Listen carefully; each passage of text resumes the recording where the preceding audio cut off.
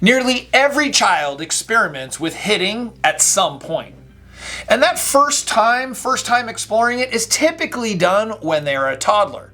Now, some children experiment with it and they're done, while others, they might take a little bit more work. In this video, I'm going to give you some tips and advice on how to get your toddler to stop hitting.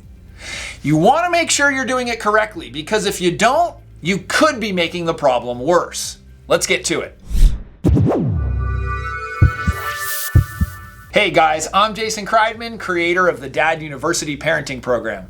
My parenting program is a course for dads of young children who want to acquire effective fatherhood skills and a successful mindset in order to go from confused to confident parent. If this sounds interesting to you, then schedule a call to talk with us. I'll put the information in the description below. It's important to know that just because your child is hitting does not mean you have a bad child. Sure, it's not the behavior that we want to see. They may have done it at daycare or on a play date or might even be hitting you. And sure, it doesn't feel great to see it or hear about it. But the thing to recognize and to understand is that it is totally normal. Your toddler is most likely hitting because they haven't yet learned how to deal with either the emotions or the situation that they are in. While most toddlers will experiment with hitting others, some toddlers will also hit themselves. A toddler often hits to release some kind of tension. And oftentimes that tension is fear.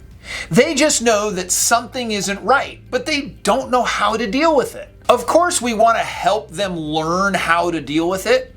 But for this video, we're going to just focus on how to get them to stop hitting. It's important that we have context as to why they are hitting. Although we're not solving that in this video, it's important, of course, that we address those issues of maybe they have difficulty playing with others or managing their emotions. These are other things that we will ultimately be teaching them. But for the purpose of this video, we're focused on how to get your toddler to stop hitting. So let's do that. Number one, remain calm. This is probably the most important tip. Do not react strongly. Don't spank, don't yell, don't hit, don't do anything aggressive. Remember, you are trying to teach your child to not respond aggressively. So the last thing you want to do is respond aggressively. Number two, do not punish the child. So in addition to remaining calm, the child does not need to be punished. The child needs to learn the effective behavior. So effective discipline might look a little different than what you might be used to or what you think might be the best solution. I talk a lot about this in my parenting program. People are often surprised at what effective discipline really looks like. But punishing the child is not the answer. You want them to learn what to do, and punishing the child doesn't accomplish that. Number three, have empathy. If you're not familiar with empathy, it probably means that you aren't practicing it with your child. Being empathetic means that you are looking at the situation from your child's perspective. Try to put yourself in the place of your toddler, and you're in a situation that you don't like. You might be feeling some emotions that you don't know what they are and what to do with them.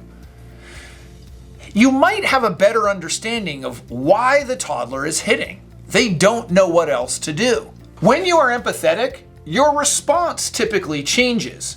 You might say, "Oh, it looks like you're really mad that she took your toy." So instead of reprimanding the child, you're showing empathy and allowing them to hear that you understand. This is what empathy looks like, and it's very powerful. Number four, stop the behavior.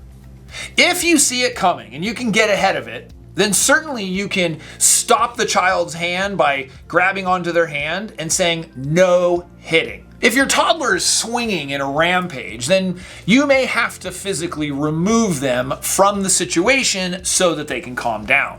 But again, even when removing them from the situation, you're removing them in a calm way. You are remaining calm. But the reality is that we often see or hear about the hitting after it happens. So we then need to talk to our child and say, "No hitting. Hitting hurts." It's important to express to the child that the hitting has an effect. There's a physical effect of it hurts. It hurts when somebody gets hit. Then you do number 5, teach the correct behavior. We're not going into a big lesson about emotions or how to handle these situations. But what you can do is grab their hand, put it on yours, and say nice or soft. This works really well for young children because they may not understand too many words, but they can understand nice or soft, and that simple motion of showing them what they can do instead of what they can't do. For a toddler or a child that's a little older, the context of why they are getting upset is going to have a lot more importance of how to handle the situation. You still are telling them that we do not hit and that doesn't solve the problem. But depending on what the situation is that's causing them, that's going to dictate what you do next. If they are angry, then we'll give them ways to deal with their anger. If they are frustrated or not understanding how to work with someone, then we talk about sharing and those kinds of things. So the context of why they are getting upset is something that we then need to understand and address. Of course, with all of this is understanding your child's triggers. We want to avoid these kinds of situations from happening. As an example, you have a young toddler, you're not going to put one toy in the middle of 2 toddlers and assume that everything's going to be okay.